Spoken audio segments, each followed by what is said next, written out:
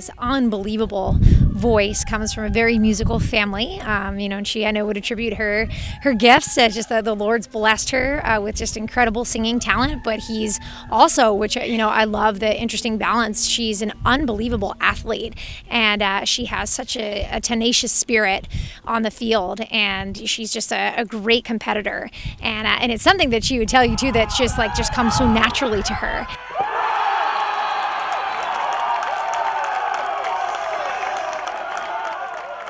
I've grown up with music constantly, all different kinds of music too. My dad loves different kinds of eclectic things, and so my mom was really, really big on teaching me the classical stuff, and my dad was like, why don't you spread out a little bit and, listen to some R&B, listen to some pop, listen to some country, and so I've had an appreciation for that pretty much my whole life. And 5th grade is when I started playing field hockey, and I was always super active. I did ballet, I did gymnastics, but field hockey was the one thing that actually used up all my energy. So I was able to run around a lot and just kind of stuck.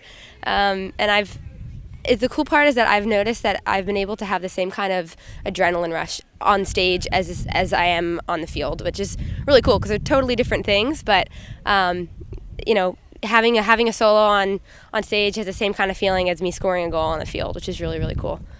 Well, Emma comes from a musical family, so both of her parents are trained musicians and have done a lot in music in their lives, and she's sort of grown up around that. So she's grown into a family as I did, so we have parents that do this, and we tend to follow along, and we grow up singing in church and singing in school choirs, and it really becomes part of our lives, and it becomes an extension of ourselves, and we when we participate in that. And so Emma comes from a great music background and has always done it, and it's important to her life and important for her sanity to be able to do that.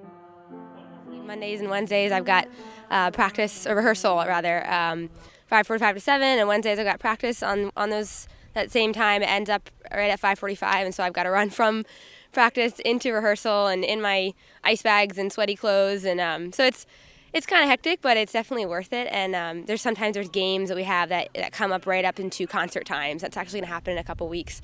There's going to be, I think it's our VCU game that ends up right at the end of, I think ends at like 5, and our rehearsals at like 6:30 for the concert at 7.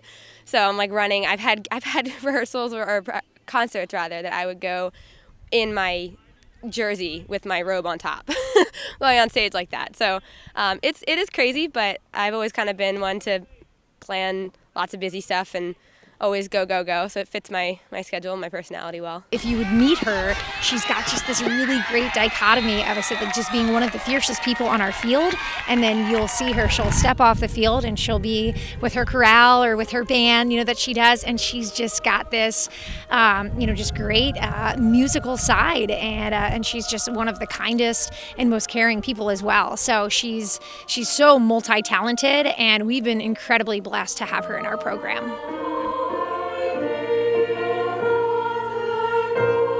And it exercises a part of our brain, our psyche, and our hearts that other things don't do the same for. And when that's missing, it's not quite right. And so Emma understands that this is about a balance of, she's very Platonic. She's got the Platonic ideas about education. She's got the balance of gymnastics, physical education, and music, which are the two keys to take care of the body and the spirit together.